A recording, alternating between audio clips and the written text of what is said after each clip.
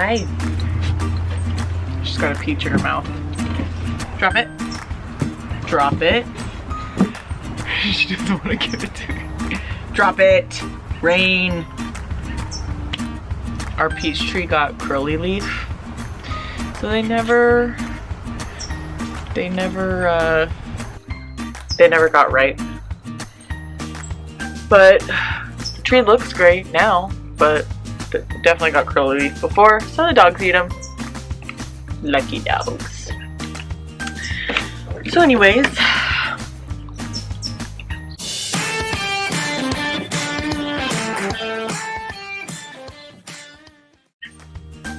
so in this video I'm going to be telling you guys about how I got started and kind of my journey to come back to the farm.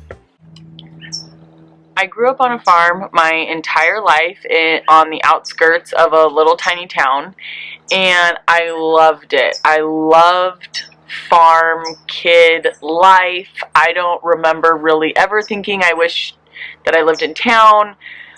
I loved that life. It was the only life I knew. But growing up, being a farmer was never really talked about. It wasn't like, don't be a farmer, but it was also really never just talked about, like, you know, do you want to be a farmer? Do you want to follow this path? It just was not talked about at all, that I can remember at least. So my sister is 5 years older than me. After high school, she went to UOP. She was a great student. She went through college, she graduated, and she went on. So I was not that great of a student. I didn't love school. So my parents always pushed me to go to college as well. Looking back now, I think my mom would agree that that probably wasn't the best path for me, but she was only doing it because she thought that's what was going to make me successful, and she wanted me to be successful in life. So of course that's where you're going to push your child. So I graduated high school, went to Chico State. I went there as a photography major. About halfway through, I was just like, I love photography, but I don't see me doing this for the rest of my life. I also really loved working with kids, so I started thinking about being a teacher. I wasn't sure that I wanted to go through so much schooling to become a teacher. So I loved working with kids, didn't love school. So then, in January of 2012, I decided to change my major to ag business. I don't even really know what happened. I just was like, I love the farm. I like being outdoors. You know, I love kids, but I'm going to have kids one day and they'll be on the farm. So I changed my major in January 2012. In March of 2012, my dad was in a really bad farming accident. A piece of farm equipment fell over on him and pretty much crushed him from the neck down. It's a miracle that he's alive, and it's a miracle times 2 that he's walking. So when that accident happened, I dropped out of college. I left. I went home. I thought I was going to start farming with my dad, but after a few months, I still just like, I don't know, I wasn't really sure. So I did end up leaving the farm, and I was a nanny. And I kind of was back on that track of like, do I want to be a teacher? Loved kids. I loved being a nanny. I worked for the most amazing family. I am still friends with them to this day. The 2 girls I nannied were in AJ and I's wedding. I loved them so much. But it was that same thought of like, am I gonna do this forever? So while I was nannying, I had a 2-week vacation, and it happened to be during corn harvest. So during that vacation, I came home and I helped my dad with corn harvest, and I was just like, what am I doing? Like, this is where I want to be. This is what I want to do. As much as I loved working with kids and I loved that family, there was just something in my soul that was like, this is what you got to do. This is what you want to do for the rest of your life, no matter how hard it is. So in February of 2015, I moved home, and that was it. I mean, I was farming. So that was a really big move.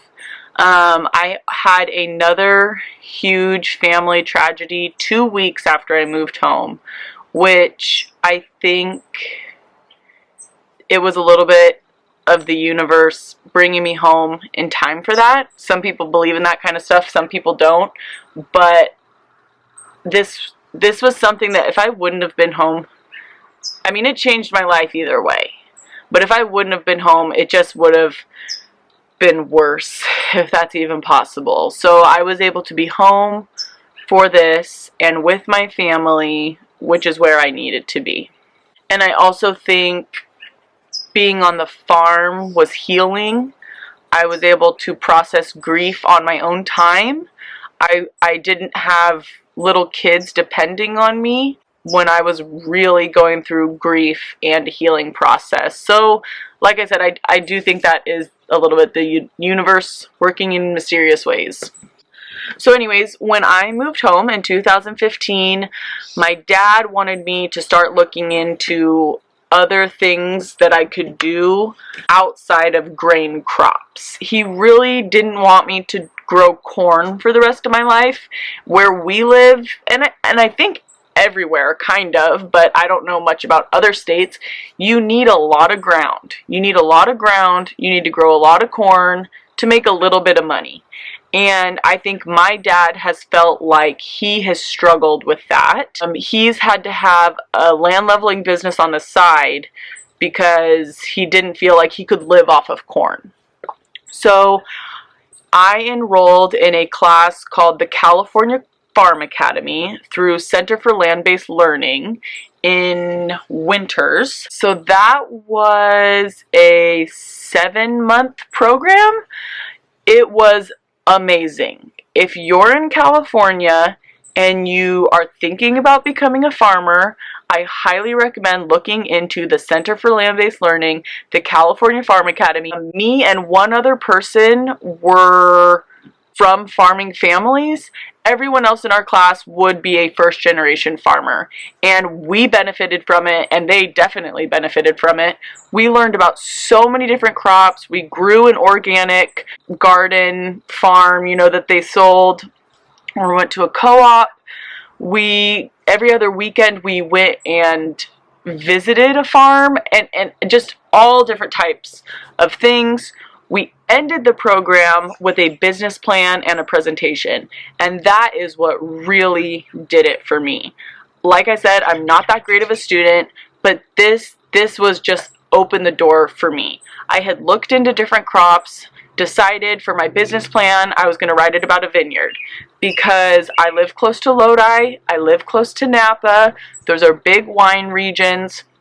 I also live very close to Clarksburg, which if you're from this area, you'll have heard of it. That's where Bogle wine is. So I just was like, you know, vineyards are going up all over the place. I'm going to give it a try.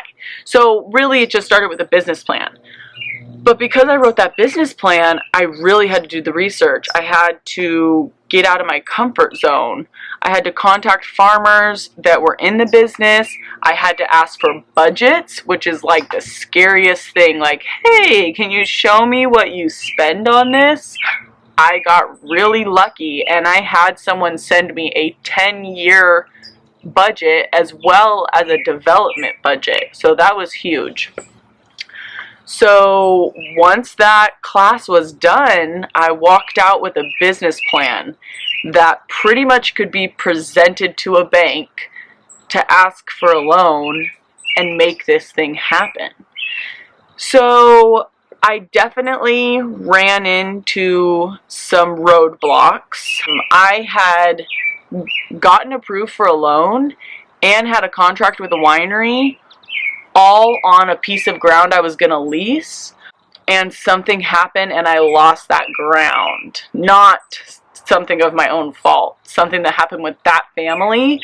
I lost that ground, which means I had to give up my contract and give up my loan, and I had paid for like appraisals, and yeah, that was really stressful for me. So I ended up making a deal with my parents, and I leased 50 acres from my parents, and I had to get a new appraisal done. I had to reapply for my loan. Luckily, the winery was like, it's fine. It's 50 acres still. It was the same amount of ground. So I leased 50 acres from my parents.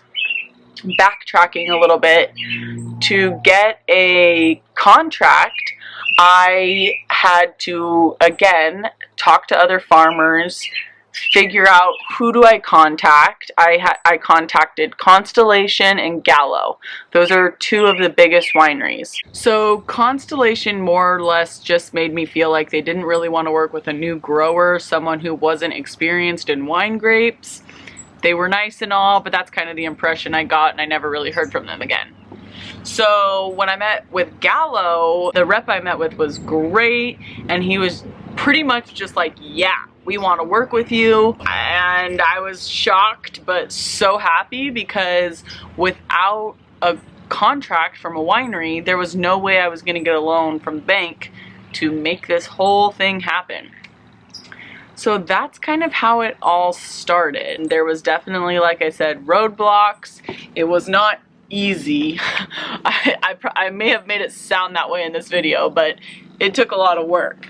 My class was in 2015. I started working on contracts, loan, ground, all that kind of stuff in 2016.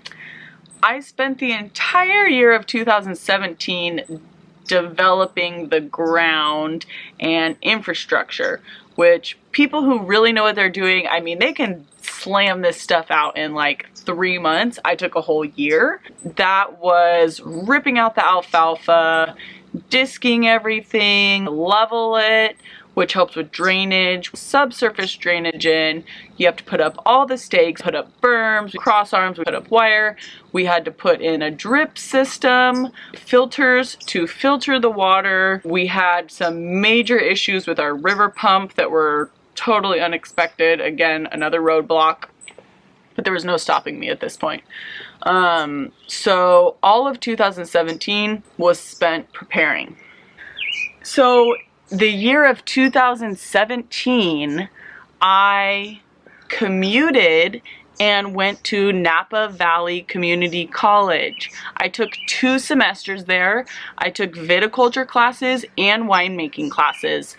I wanted to learn from the best. I wanted to learn as much as I could. I knew that I was going to be planting in 2018. We were developing in 2017. So I went there for 2 semesters, like I said, and I just learned as much as I could.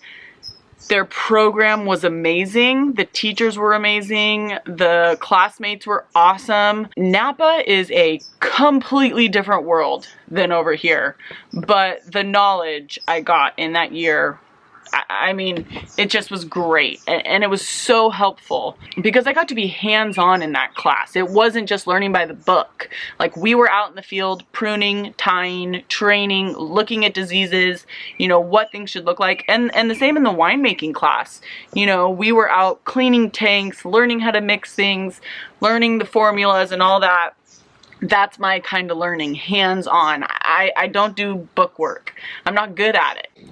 Then, on April 21st, 2018, AJ and I got married right down the road from here.